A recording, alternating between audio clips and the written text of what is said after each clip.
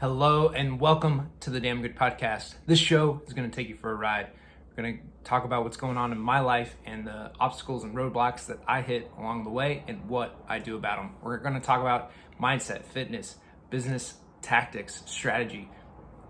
Hi, I'm Dillon Mitchell, and our big question is, what do I need to do today to get better tomorrow? And this is the Damn Good Podcast. Hey guys, welcome to another episode of the Damn Good Podcast. Today, I want to talk about questions. See, questions are what get us answers. Questions are what help us to improve and grow and just get better. See, questions are huge in unlocking the next step because questions give us answers, give us solutions. And you might have heard the quality of your questions determine the quality of your life, or the quality of questions determine quality of the outcomes. If you're not asking good questions, you can't get good answers. And this is in a lot of places in life. Are you asking yourself positive questions in the morning? Like, what am I excited about? What am I happy about? What am I proud of? Or are you asking yourself negative questions? Why do I have to go to work? What am I doing? Why am I doing this? Those are not positive questions and are not a great place to be, frankly. So when we think about questions, we need to think about phrasing them in a positive manner. We also need to think about questions being direct and getting the answers that we need. So let's frame this in a sales context. So for a lot of you, sales is a big part of our life for many of us. But let's talk specifically to somebody doing like B2B sales.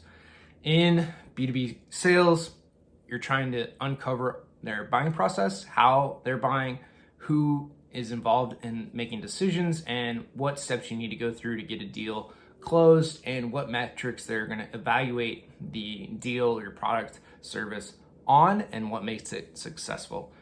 So when you go through this, being direct is super, super helpful.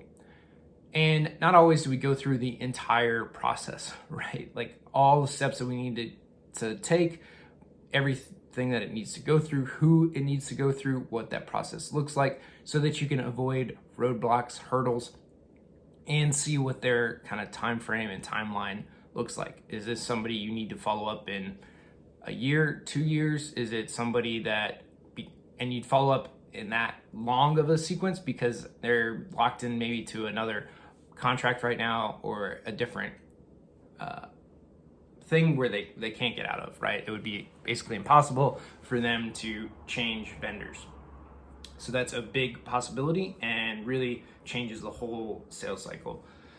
So when we think about that, understanding where they are in the sales cycle, what their buying process looks like, what their timeline looks like is a huge deal.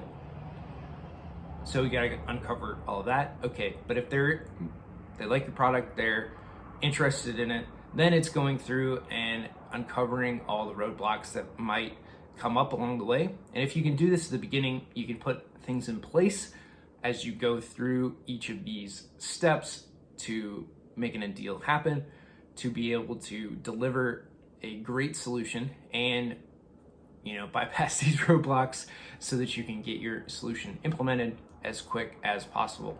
The other thing that you want to know is how they're going to judge the implementation and the success of the project. If somebody is not willing to spend time up front on your solution, they're not going to be a great fit. It's going to take an investment both in time and money and resources on their part as it will on yours.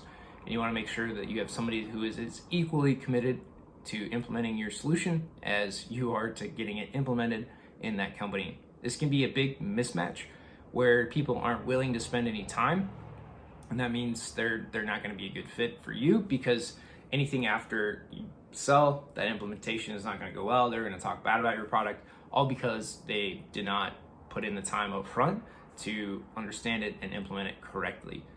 This can cause as many problems down the road as just not selling, right? So, or probably worse because they didn't like it, they didn't put the time in to understand it, all of those pieces.